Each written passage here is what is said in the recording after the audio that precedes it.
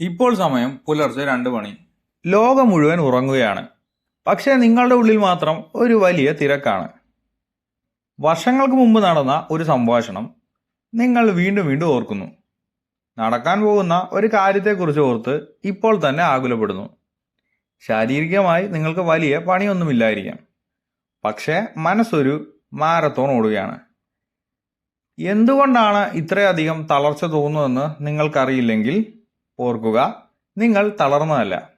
നിങ്ങളുടെ മനസ്സ് ഒരുപാട് ദൂരം അനാവശ്യമായി സഞ്ചരിക്കുകയാണ്.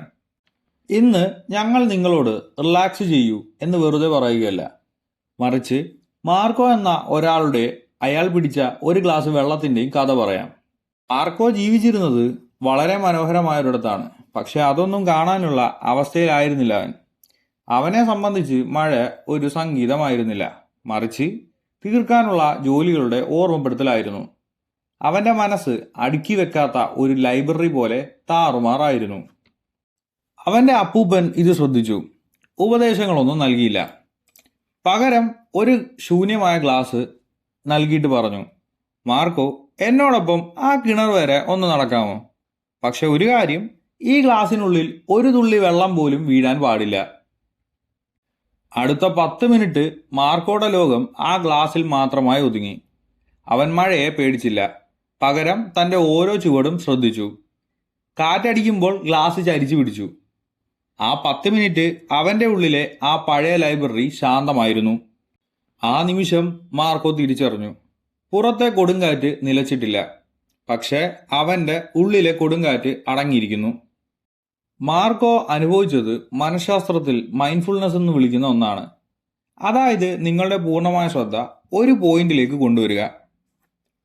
പഠനങ്ങൾ പറയുന്നത് മനുഷ്യന്റെ ഭൂരിഭാഗം ഉത്കണ്ഠകളും വരുന്നത് യഥാർത്ഥ അപകടങ്ങളിൽ നിന്നല്ല, മറിച്ച് മനസ്സിന്റെ അനാവശ്യമായ യാത്രകളിൽ നിന്നാണ്. യാത്രകൾ രണ്ടെണ്ണമുണ്ട്. ഒന്ന് പിന്നിലേക്കുള്ള യാത്ര, കഴിഞ്ഞുപോയ കാര്യങ്ങളെക്കുറിച്ചുള്ള സങ്കടം. പിന്നെ ഒന്ന് മുന്നിലേക്കുള്ള യാത്ര, വരാനിരിക്കുന്ന കാര്യങ്ങളെക്കുറിച്ചുള്ള പേടി. ഇത് രണ്ടുമാണ് മനുഷ്യ മനസ്സിനെ പ്രശ്നത്തിലാക്കുന്ന രണ്ട് കാര്യങ്ങൾ. ആ ഗ്ലാസ് മാർക്കോയുടെ ശ്രദ്ധയെ ഒരു ബിന്ദുവിലേക്ക് ചുരുക്കി. അവിടെ ഭൂതകാലമില്ല, ഭാവിയില്ല. നിങ്ങളുടെ ചിന്തകളെ തല്ലിക്കെടുത്താൻ നിങ്ങൾ ശ്രമിക്കേണ്ടതല്ല, അവയെ പിന്തുടരുന്നത് അവസാനിപ്പിച്ചാൽ മാത്രം മതി.